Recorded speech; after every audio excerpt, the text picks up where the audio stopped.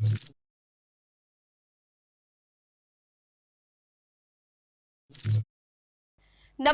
હું છું પ્રિયા અને તમે જોઈ રહ્યા છો જનતા કી જાણકારી ન્યૂઝ। નજર કરીએ આજના સમાચાર। સુરત શહેરમાં અસામાજિક તત્વોનો આતંક ખટોડવામાં આરોપીઓએ ઘરની બહાર પાર્ક કરેલ વાહનોને લગાવી આગ। ઠાકોરદીપ સોસાયટીમાં રહેતા અનિલ રાઠોડના ઘરની બહાર 2 વાહનો પાર્ક હતા। રાત્રિ દરમિયાન 2 ઈસમો આવી વાહનોમાં આગ લગાવી ફરાર। આજની ઘટનાને લઈ વાહન માલિક સહિત સ્થાનિકો દોડી આવ્યા।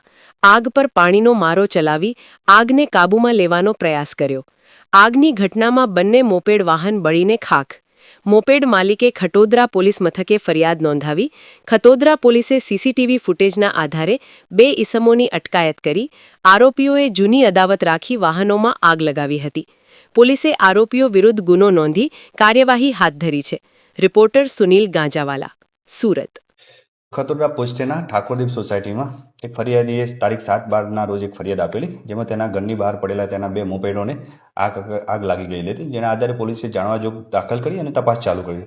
આ તપાસમાં ટેકનિકલી પુરાવા આધારે અને સીસીટીવી આધારે તપાસ કરતા રાત્રિના સમયે 3:30 વાગ્યાની આસપાસ 2 અજાણ્યા ઇસમો બાઇક લઈ આવે છે અને તે પોતે જ્વલનશીલ પદાર્થ મોપેડ ઉપર નાખીને સળગાવી દે છે। ત્યારબાદ એના ટેકનિકલ અને બાતમીદારથી માહિતી મેળવતા 3 આરોપી છે, કુણાલ બાબુરાવ સાળુંકે, યશ સુજન પ્રસાદ પટેલ અને રાહુલ દિલીપ ચૌહાણ, આ 3 આરોપીઓની ધરપકડ કરી છે।